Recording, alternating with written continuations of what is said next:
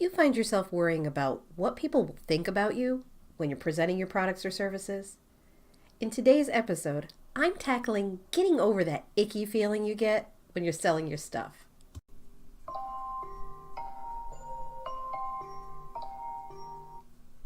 Ugh, it's that time of day again.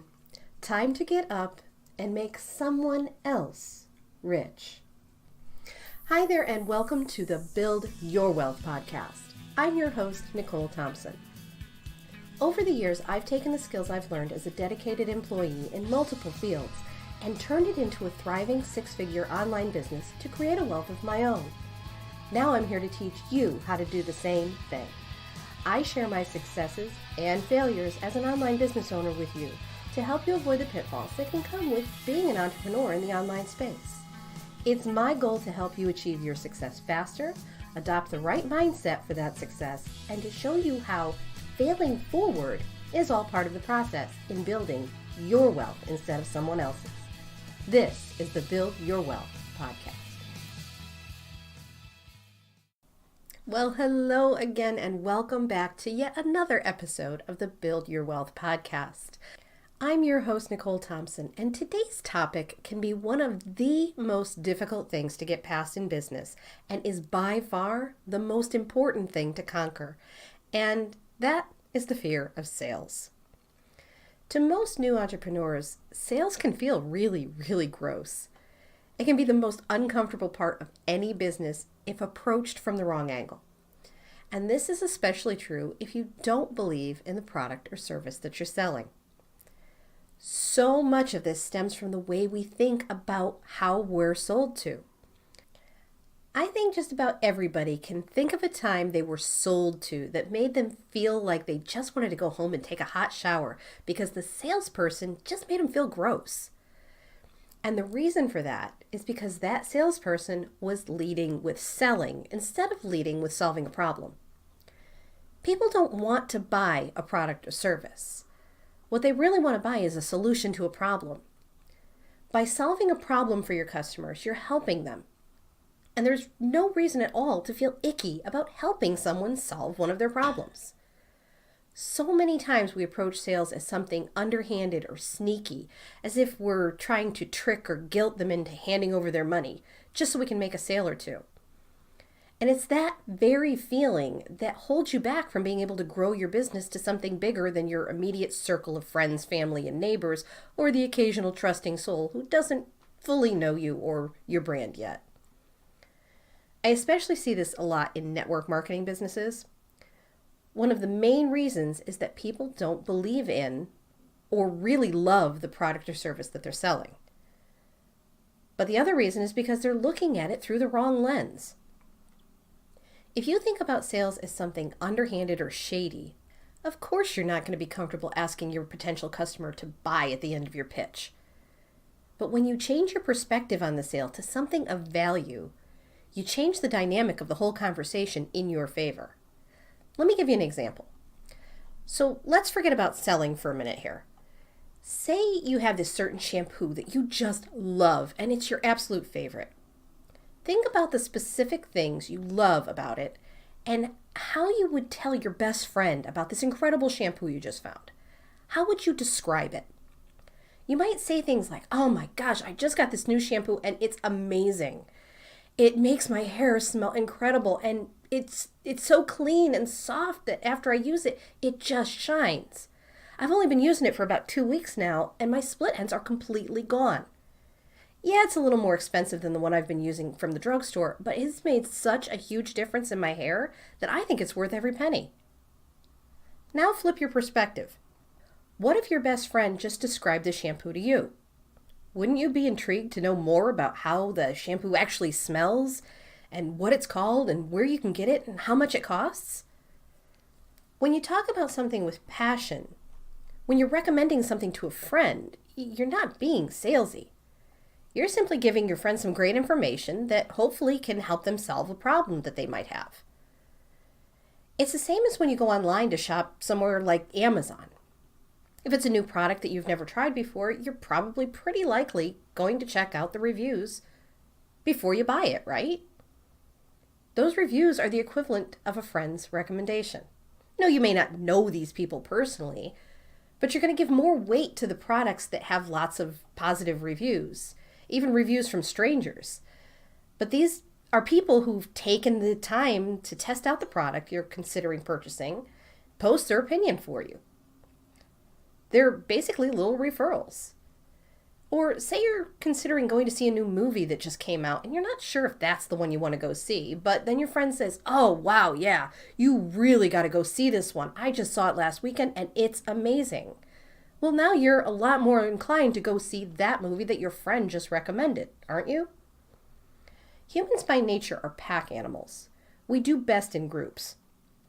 This goes all the way back to early man when we gathered together for the safety of the group environment. We trust a product or service more when we know that it's been tested and approved by someone we already know and trust, and when that product or service helps us to solve a problem that we may be dealing with. So when you're presenting something to your audience, you really just need to show them that it's something that you believe in and how it's helped to solve a problem for you. By letting them know what a value it is to you, or by presenting how it can quickly and easily solve a problem for them, you're not selling. You're building that like, know, and trust factor. Forget about the sale. Let them make that decision. Just tell them what you love about it and how it's either helped you or someone else so they can see how it can help them too. Be genuine and don't just rattle off facts about the product either. No one cares about the 652 ingredients that go into that health shake packet. They want to know that it tastes amazing and that you got great results, and so are other people, and that you feel incredible when you drink it. They don't care about the checklist of ingredients. And when it comes time for the sale, and I cannot stress this enough, stay out of their wallet. Forget about what it costs. That is none of your business. Let them decide. This is so key. If you've got it in your head ahead of time that they're going to balk at the price, that's literally all you'll be focusing on when you're talking about the product or service. And that's going to come through in how you talk about it. Lead with how it can benefit them.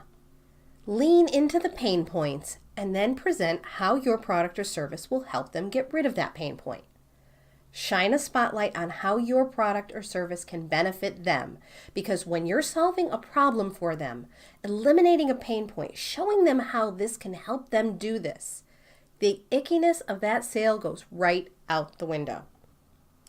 And just keep showing up. Keep dropping little hints about that great new lipstick you've just been using, or how that online course you've just launched has helped so-and-so be able to grow her Instagram account to 1,000 followers, or whatever it is you offer. Be consistent and show up for your audience. Grow that know, like, and trust factor with that consistency. The more consistent you are, and the more problems that you're able to solve for your audience, the more sales you'll make. And don't be ashamed to ask for the sale. Remember that by them purchasing what you have to offer, you're helping them to solve a problem. When you help that person, they'll tell their friends how you were able to help them, and that's going to help grow your trust outward in this ripple effect, because now you're a trusted source to them. And when they tell someone about you, that person will already trust them. So that referral carries more weight than just a stranger stumbling across your ad on the internet. Keep in mind too that on average, we need to see something at least 7 times before we even click on it to learn more and or to buy. Keep showing up and your audience will grow. Don't give up just because it's hard or uncomfortable, because nothing incredible ever happened from within your comfort zone. So many people give up in the moments right before something amazing happens. And remember, the only way to ensure failure is to quit. But that won't be you. Not this time. The reason you see so few people being successful is because too many of us give up when it gets hard. It's the people that push past the hard, face each fear with fire and strength, even when you're scared out of your mind. There is no courage without fear, because courage isn't not being afraid. It's doing something in spite of that fear and charging through it to get to the other side and reap the rewards of that courage. I know it's not easy, but nothing worth doing is going to be easy. The harder the challenge, the sweeter the reward. So forget about the sale. Don't think about the money. Face your challenges head on, be consistent, and lead with a desire to help people and never, ever give up, no matter how hard it gets, and you will be successful. Embrace your fears, and the sales will come. I'll talk to you again next week. Today's episode was sponsored by my new program, Designer in a Day. Do you get frustrated when you see all these great graphics in your social media feed and wish you could make something that looked as good as those? Do you see beautiful graphic after beautiful graphic and think, sure, those are gorgeous, but I can never make anything that looks like that? Or maybe you've hired a graphic designer to create your graphics for you, and you're tired of paying expensive graphic designer rates. Designer in a Day is a DIY course that was created to help entrepreneurs, just like you, with a need for simple graphic design skills on the fly. Learn from me, a 28-year professional graphic designer, how you can create your own eye-catching graphic designs and save money and time by doing it yourself. If this sounds good to you, then Designer in a Day is just what you need. Doors are open now, but spaces fill up fast, so make sure you get signed up during the open enrollment. To get signed up, go to enroll.designerinadaday.com, and I'll put that link in the show notes section for you too, so you can go ahead and get signed up. So what do you say? Are you ready to become a graphic designer today? Hope to see you in class.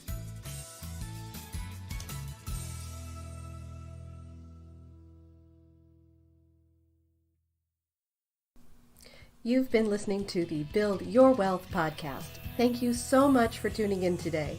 Make sure you don't miss an episode by subscribing to the show. I've included any links to specifics mentioned in the show notes section below, so you can easily grab them there. I hope you'll consider leaving a review for me and let me know what you thought about the show, and if it helped you or resonated with you in some way, I'd love to hear about that too. Thanks again, and I'll see you over on the next episode. To your success.